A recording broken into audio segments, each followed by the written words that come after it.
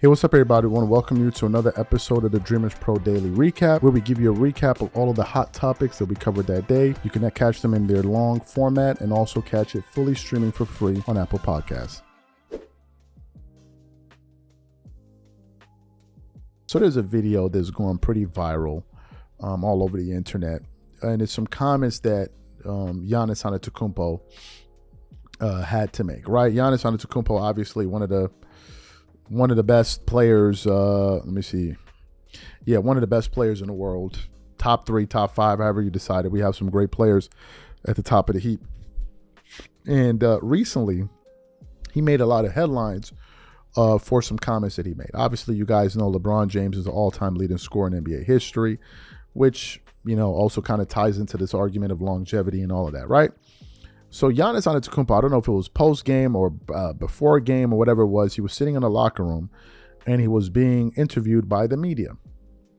And Giannis decided to jump out of the window and say something that got a lot of LeBron fans pretty upset, where he essentially said that he believes he's going to be the all-time leading scorer in the next 5 years. And LeBron fans absolutely started losing their minds. Okay, excellent. So what we want to do is we want to play what Giannis had to say here. I want you guys to listen to it quickly. And I'm going to come back and react to this comment. Take a listen to Giannis here.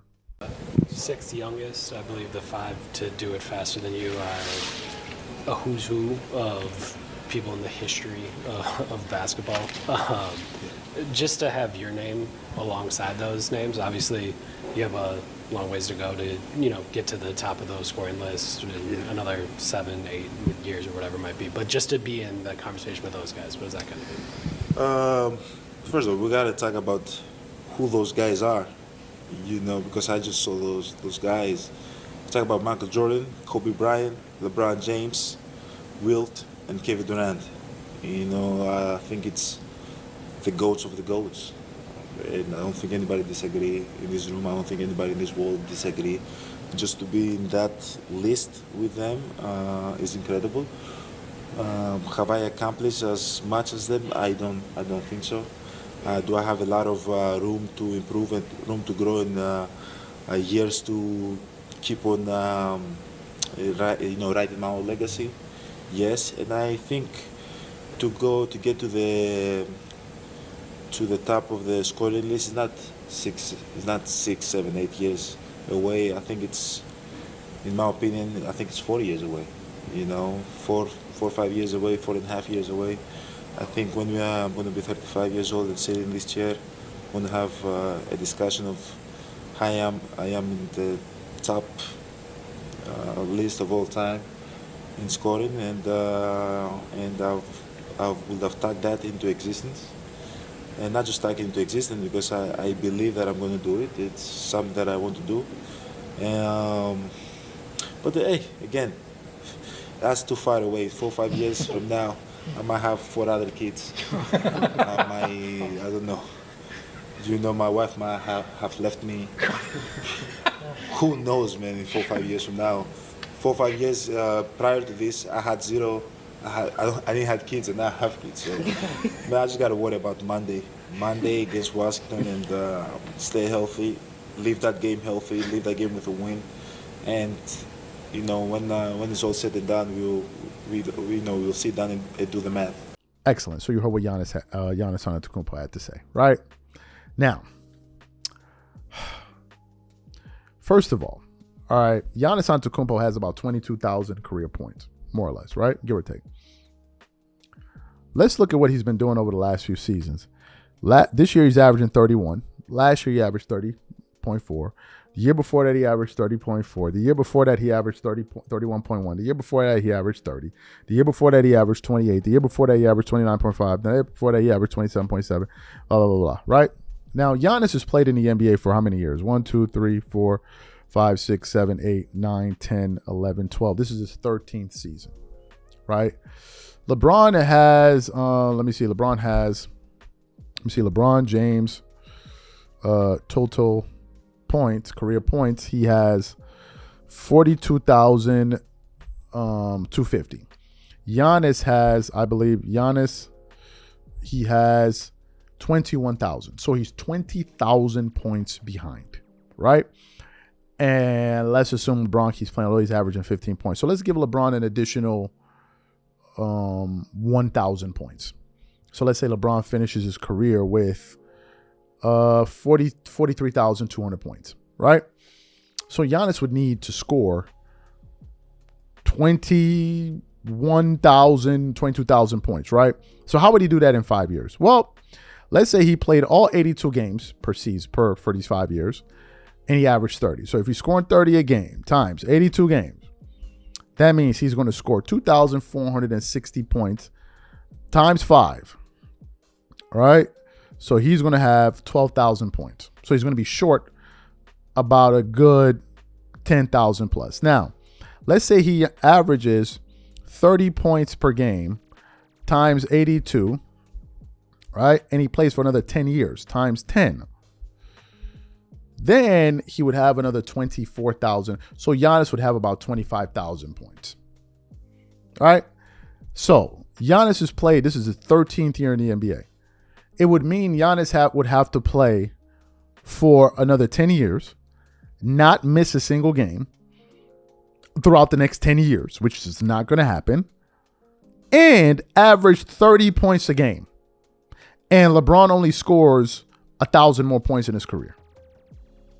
Now, unless Giannis knows something that we don't know, I don't see that happening at all. The math ain't mathing. Kevin Durant has a better shot, but I don't think that's going to work. Right? I don't think that's going to work. But it's pretty crazy to hear. KD would have the best shot because Kevin Durant is already at, let me see, Kevin Durant is over 30-something thousand. I think Kevin Durant, let me see, Kevin Durant, he's in the 30s. So he has 30,000 points. But Kevin Durant is 37 years old or 36 years old. So he's going to need a lot more seasons to score at a high level. But Giannis saying that he can do this. Now, if Giannis makes it his goal to do it, then he probably could do it. But knowing LeBron and how much LeBron covets that particular accolade, I would have kept it quiet. Because if LeBron hears something like that, LeBron just going to keep playing. LeBron going to be like, say word, for real? You believe you coming after my record, buddy? Okay.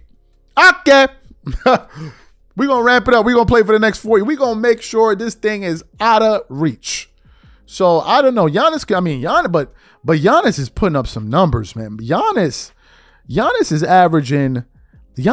averaged 30 points a game for the last 5 seasons. 30 and 11 for the last 5 seasons, bro. That is insane. These are incredible numbers. Anyway,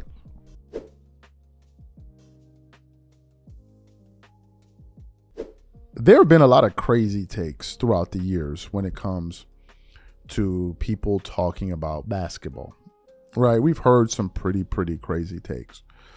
But this one is really standing out to me. And the person that brought this video to my attention was Sports and Fitness Rants because he spoke about it.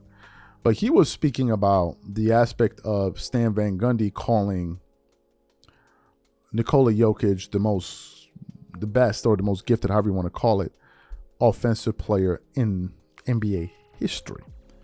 As if that wasn't bad enough, Stan Van Gundy, while speaking to Zach Lowe, decided to take it a step further and said something that has a lot of NBA fans really questioning his basketball commentary, because he just said something where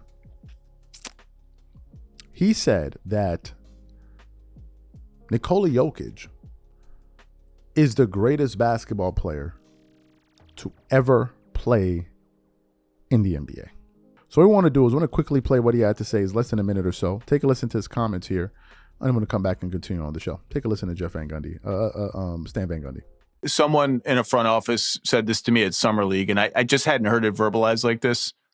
I think Jokic might be the best offensive player in the history of the NBA. I think that's on the table now for me. Well, he might be the best player in the history of the NBA. Here's the thing. Like my son says this all the time about every sport. He's more of a baseball guy. He goes, I understand the thought that you compare players to how well they did in the era they played in.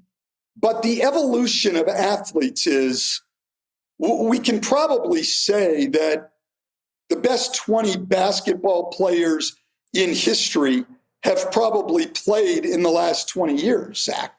So you heard what he had to say. Now, in the midst of kind of reading through what the comments of what people had to say about that video, we stumbled upon another sound. It was actually from the Morris twins, Marcus and Markieff Morris, actually reacting to Jeff Van Gundy saying that this guy is the greatest basketball player of all time. Take a quick listen to what these guys had to say in response to Jeff Van Gundy here. Might be the best offensive player in the history of the NBA. I think that's on the table now for me. Well, he might be the best player in the history of the NBA. Oh Here's my gosh. Like my son says this all the time about every sport. He's more of a He's baseball smoking.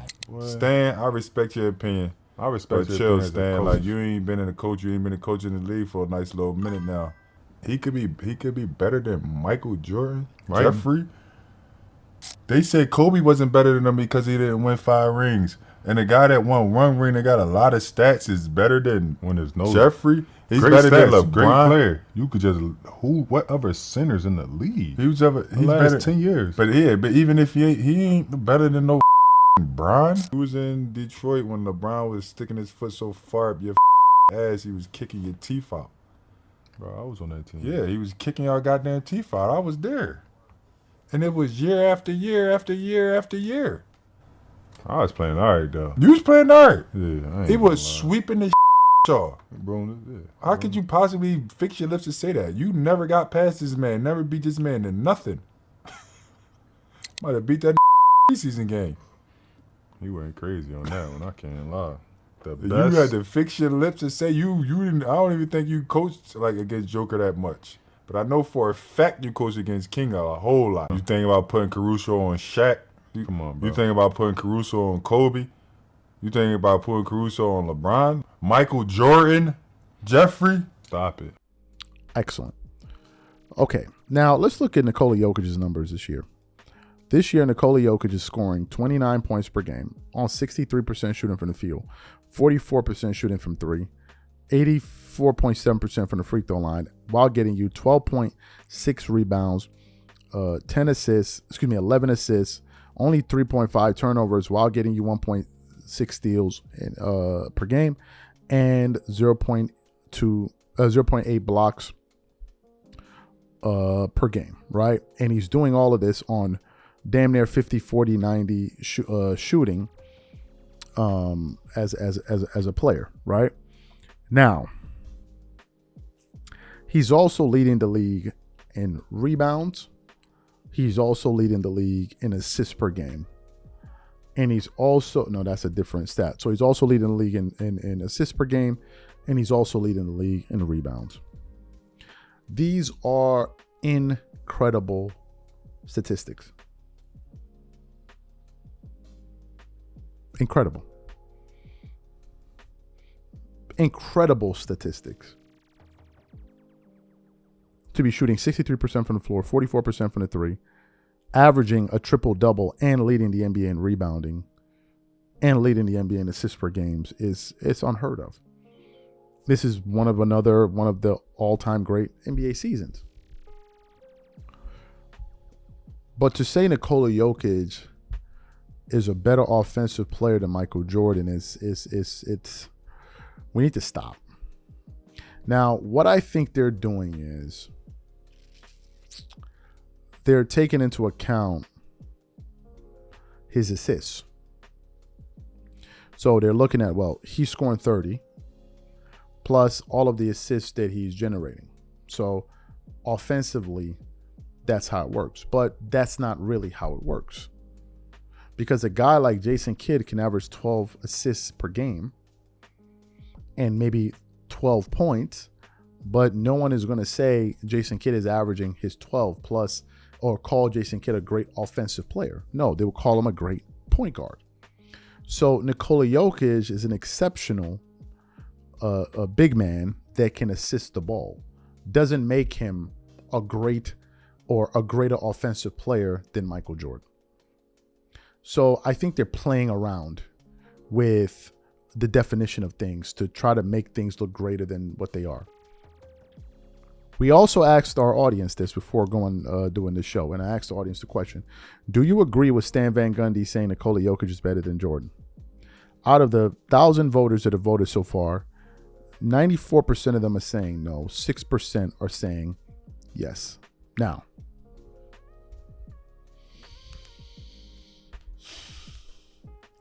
this is so crazy, I don't even know where to start. Michael Jordan is the best two-way player to ever play basketball. Ever. And that brings us to a certain thing, which is defense. You cannot be considered better than Michael Jordan without playing defense. You can't. You can't. It's not going to work. MJ led the league in scoring 10 times.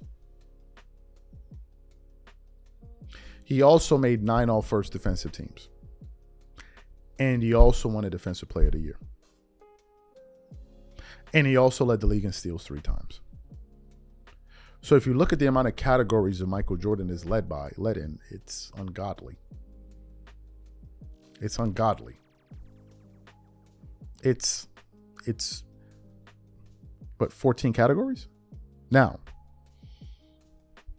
you're saying that Nikola Jokic is a better basketball player than Michael Jordan. Let me ask you this question. Who eliminated, I don't remember, eliminated, let me just see, the Nuggets last year? Who did they lose to? They lost to the Thunder in 7 games. Let me ask you a question.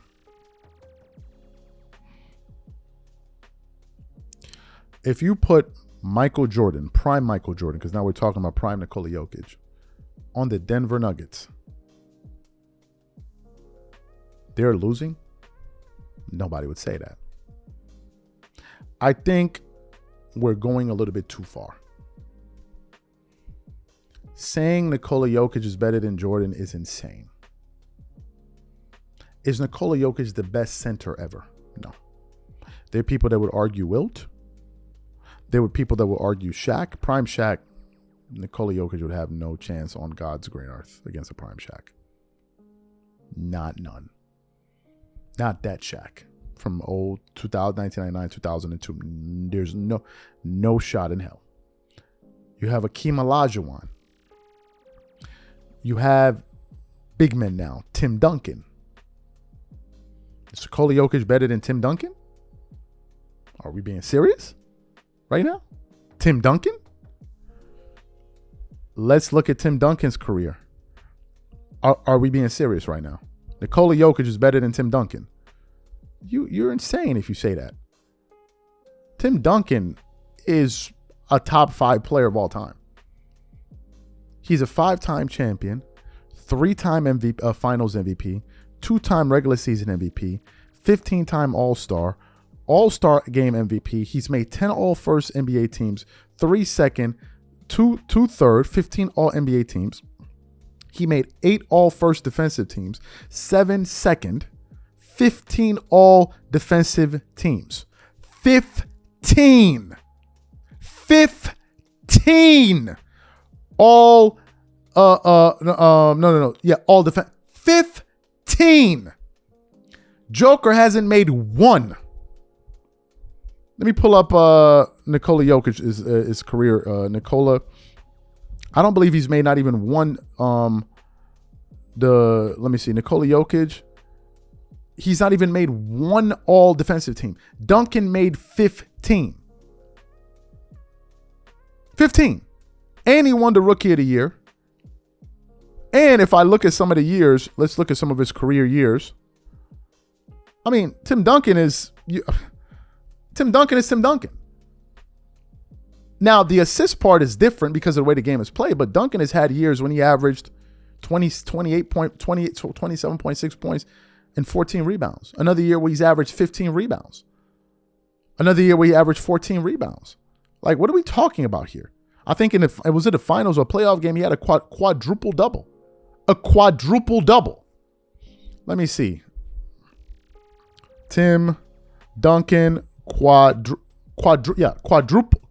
a quadruple double. He had 21 points, 20 rebounds, 10 assists, and 8 blocks almost a quadruple double. So I don't know what Stan Van Gundy's smoking, but he's smoking something. That is a reckless, disgraceful hot take that he should take back. Saying that it's you need to stop. Like, knock it off. You're telling me that Nikola Jokic is better than Kareem Abdul-Jabbar, Kobe Bryant, Magic Johnson, LeBron James, all of these? Come on, man. Y'all need to knock it off, man. These are my thoughts. I love Nikola Jokic. He's the best player in the world, but stop.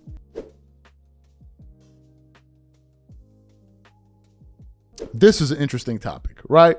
Because Austin Reaves it looks like he's getting on some people's nerves. Yesterday we did a show, a live show, reacting to the ridiculous post that ESPN put up where they were trying to compare a year 5 Austin Reaves to a year 5 Kobe Bryant. And I was like, this is just getting out of hand at this point. Like, it's absolutely getting out of hand, right? And it looks like I'm not the only one that feels that way, because apparently the other person that's starting to get pretty annoyed with this whole Austin Reaves euphoria is LeBron James himself. Right now, last year, as you guys know, Austin Reaves, when he played for the Lakers alongside LeBron James, he averaged 20 points per game on 46% shooting from the field, 37.7% from three, 88% from the free throw line, getting you 5.8 assists, 4.5 rebounds, and 1.1 steals. But in the absence of LeBron this year, Austin Reaves in 15 games is averaging 28.5 points per game on 51.6% shooting from the field, 35% shooting from the three, on 88% shooting from the free throw line, while also, by the way, getting you 6 rebounds, 6.8 assists, 1.3 steals with a box plus minus of 6.7. And in last night's game against the New Orleans Pelicans, Austin Reaves yet again had another good night. He scored 33 points again. He did have 5 turnovers, however, but he had 33 points, 1 steal, 8 assists, 5 rebounds, 92% freedom from the free throw line, 57% from the three, hit 4 3-pointers, and shot 60% from the floor, going an efficient 9 of 15 from the floor. So anyway, I was just going through the internet looking for various things to talk about, and I went on to, what account was this that I went on to? I was actually going on NBA Central. And a post popped up, and I want to read the title of the post. It says, "He's so mad. Salty James was asked about the season AR is having. His answers he answers like a grumpy old man because he knows it was him who was dimming AR's light, and it's Luka who unleashed AR and has him shining like an all NBA right now. Why you mad, Bron?" And I'm like, this is interesting. So what I want to do is I actually want to play the footage. I want you guys to see it because this is something that you have to see. It would make more sense. It's only about a 20-second or so clip. I want you guys to take a look at it for yourselves, watch it, and I'm going to come back and react to LeBron's reaction and his countenance to this question. Take a look at this. What are the things that Austin does that keeps impressing you like he did tonight? Nothing. Nothing. Nothing. I told y'all how long ago did I told you AR can play ball? When was this? When was he the rookie? I don't even remember. 5 years ago, right? Yeah, I've been told y'all he can ball. It's nothing. AR he's great. Excellent. So you saw it right there. Now, let me get to the comments because first of all, this video was published on November 30th. It has 1.6 million views. 1.6 million views. Let's go through some of the comments here. Okay, let's see what some people said. He says, here it goes. It says, "Damn, cuz, feeling extremely hurt. LOL. He was so bothered by that simple question. He can't face the softest questions without getting uncomfortable." Another guy said he's struggling to make an adjustment. This is the person that posted it. Adjustment to AR and Luka being bigger stars than him and getting the attention and validation that he craved and sold everybody out for his whole career. Tough times. Another guy says it was if that was the case, then why didn't he unleash AR? Exactly. Another guy says, as a non-LeBron fan, he just seems annoyed with the line of questioning to me. Another person says his body language speaks volumes. He doesn't like when others get the spotlight. He always claims to see, he sees something in someone just like THT. I think that dude is a compulsive liar. Okay, then there was another one that stood out to me. Another one said, this is his disposition anytime he's not getting glazed, completely consumed by himself. I'll read a few more. Another guy said, funny enough, his plus minus seems to have improved since falling to the third option. Another guy said, he's insufferable. I can't wait till his live strong moment, whatever that means. And then I'll read one more. This guy says he's jealous as hell. What are my comments about this? I'm a bit surprised by LeBron's reaction. It's kind of similar to the reaction that Jeremy Lin was getting from other players like I think Carmelo, Kobe, and others. But in this case, Austin Reaves is better than Jeremy Lin. All right, he's a legitimate guy. Right? Like he's been doing it for years now. So I'm a bit surprised, right? Usually when a question like this is posed about a teammate of yours, you would tend to have a little bit more enthusiasm when answering the question, right? You would tend to have a little bit more enthusiasm. Now, to make it about yourself and say, this is what I've been trying to tell y'all, it's not really about you in this particular moment. But I am surprised. But then again, I'm not. Because, a lot of LeBron fans are not happy with the way things are going right now in LA. They wish it would go back to the old days of Anthony Davis and the good old days, right? With AD, LeBron leading the way, and if things go bad, they blame Anthony Davis, and the world was just a beautiful place then, right? Whereas now, you don't have that anymore. And LeBron is now the third option on this. It's crazy to even say it. And I got to say, he looks like he willingly accepted that role, but it's still crazy to say that LeBron James is a third option on a team. That it's insane. Like, it's insane. If you look at his numbers this year, he's averaging 16.5 points per game, 5 rebounds, and 8.3. This is insanity. These are the worst numbers he's ever put up, but it's helping the team, right? Because I think if he tried to be the second option, it would just gum up the works. So it's a lot.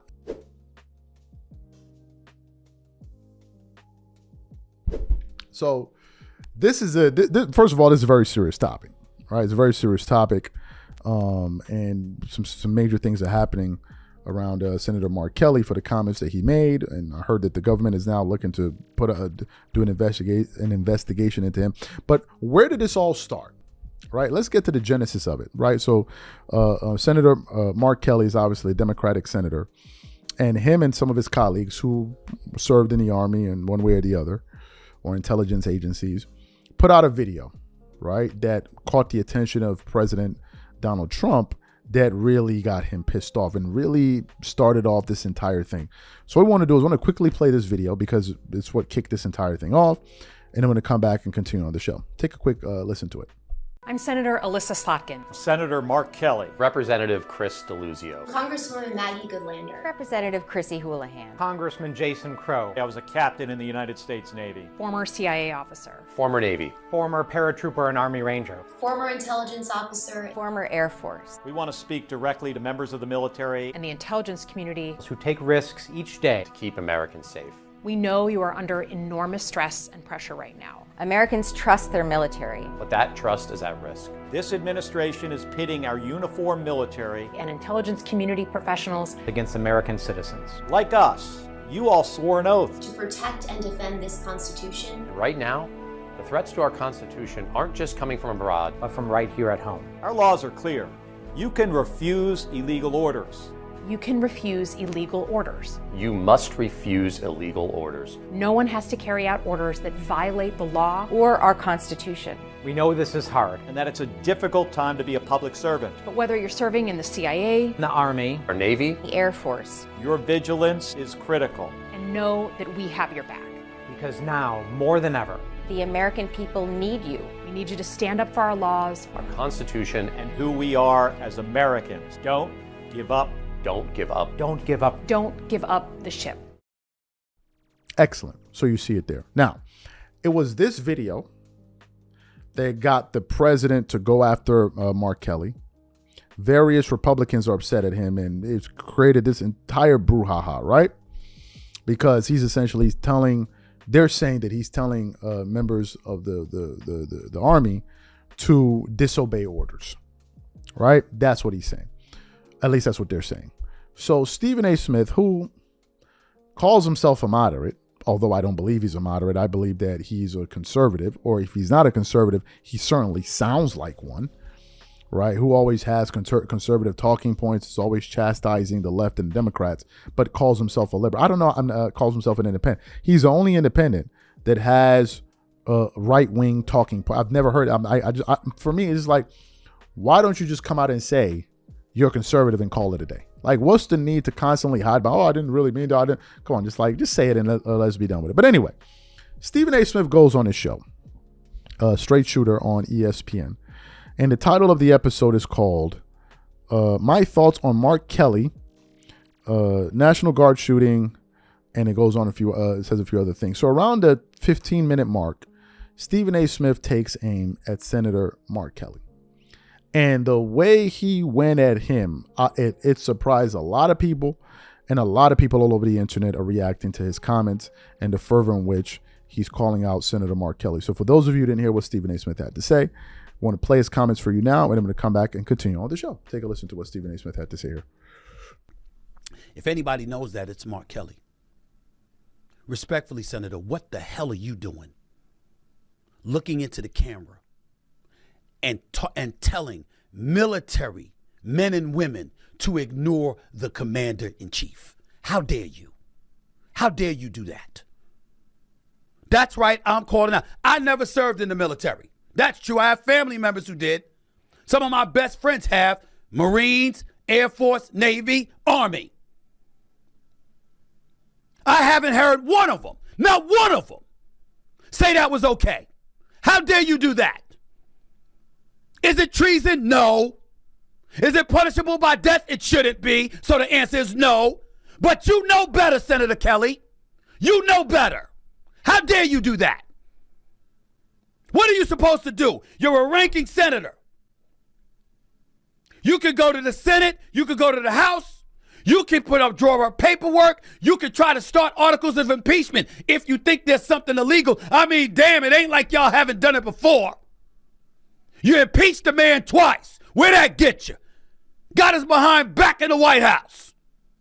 Had you left him alone since 2020, maybe he wouldn't be back terrorizing the Democratic Party the way that he is.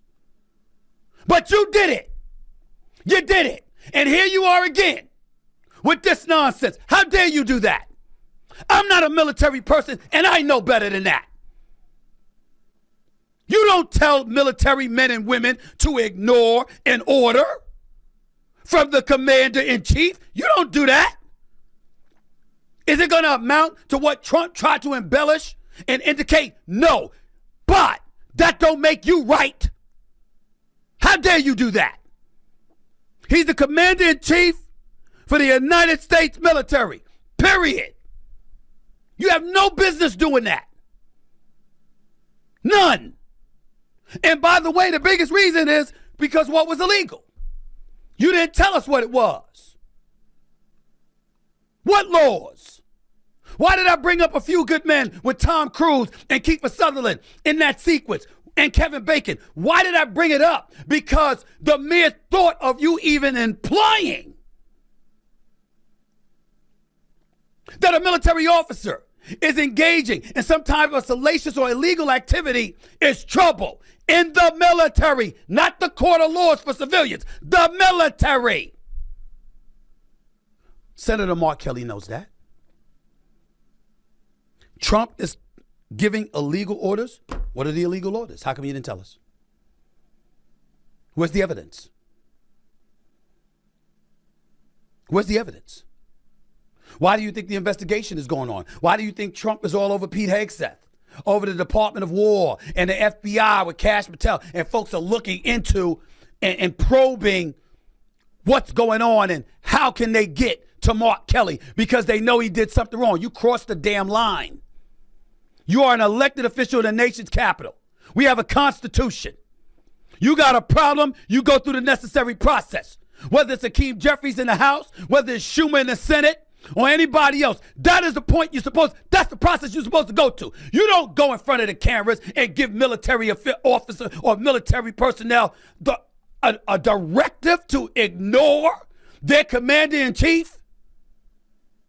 And you've given no evidence what his illegal orders were. And if you try to sit up there and say, oh, it was just alluding to a future reference to future situations. Oh, so he's going to give you an illegal order in the future. Ladies and gentlemen, that flies over the airwaves of Sirius XM or one of these news networks or something like that. It does not apply in our military. You can't do that. Excellent. So you heard his comments. Now, I had to do a little bit of research here, right? Because number one, this is a very serious issue and you want to make sure you do your due diligence. So I came across an article and the information was a little bit difficult to find because I thought I was going to get it from a government website or something like that. But anyway, I got it from an article from the website called military.com. And the title of this article, and when was this article published? It was published on actually July 12th of 2024. So about a year and a half ago. And the headline states, what happens if the president issues a potentially illegal order to the military? Military.com reached out to the civilian and military leaders of every uniform branch of service with a trio of direct questions. If a potential unlawful order is received from the White House or issued by a defense secretary, what is the review process to determine whether the order is illegal, who triggers the review, and who conducts the review? The request made no mention of a specific president or specifics of potential orders, but rather asks about existing policies. None of the services offered any comment on the record, and some didn't even reply to the inquiries. Military.com reached out to the Joint Chief of Staffs, who also declined to comment. Finally, the Office of Defense Secretary, after several weeks of inquiries, provided a response.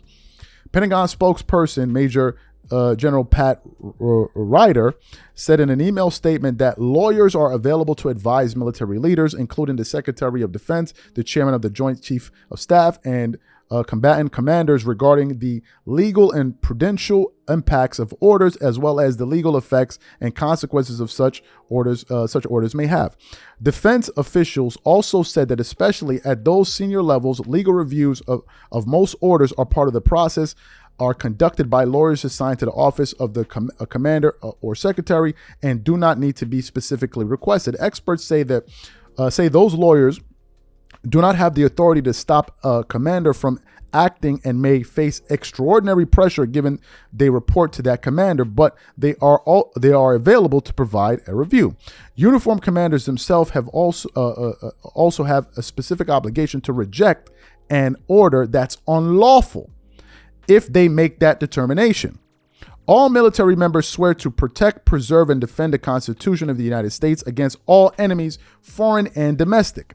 Within that oath is the implication that service members hold allegiance to the rule of law. The oath of, it goes on to say to ask the service members to follow orders, but adds that it must be done according to regulations and the Uniform Code of Military Justice.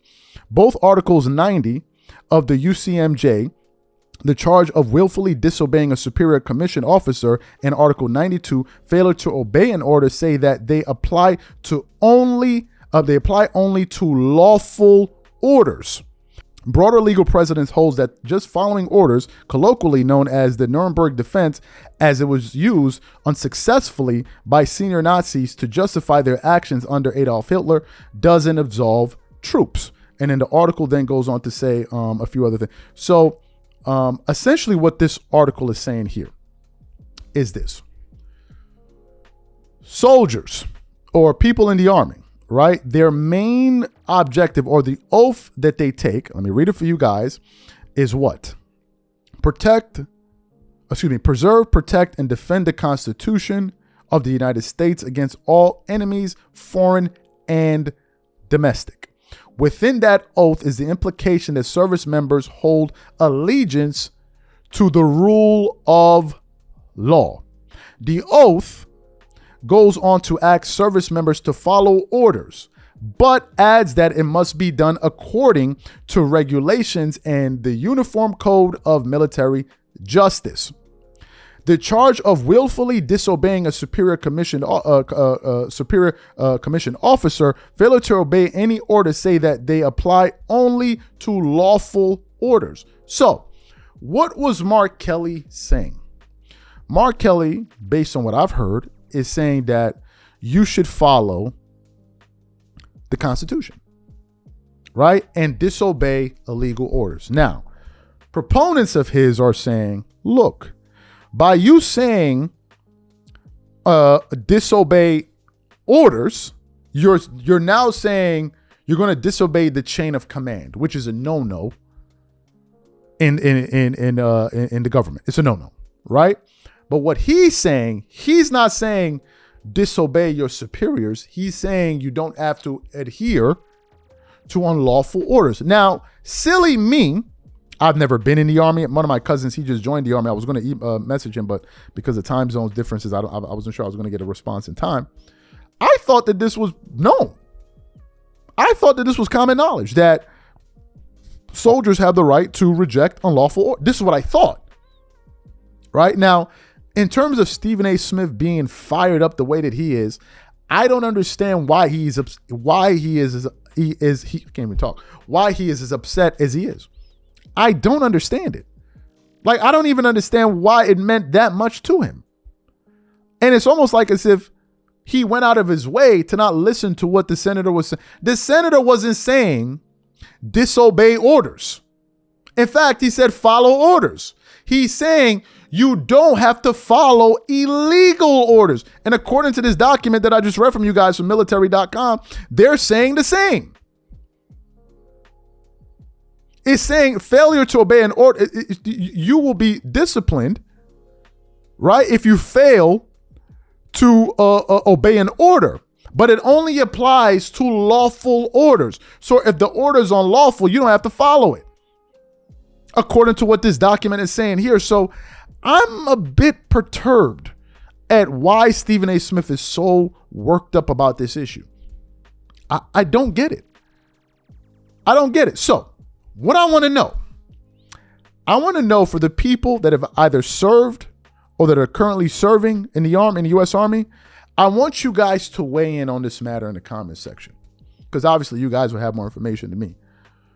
Are you meant, this is a question I have for you guys now, are you meant to obey illegal orders? Yes or no? Number one. Number two, when you take the oath, aren't you meant to follow the Constitution and the rule of law? Whatever you guys think, whatever they teach you, leave it in the comments section, because I think it can help educate a lot of people, including myself, right?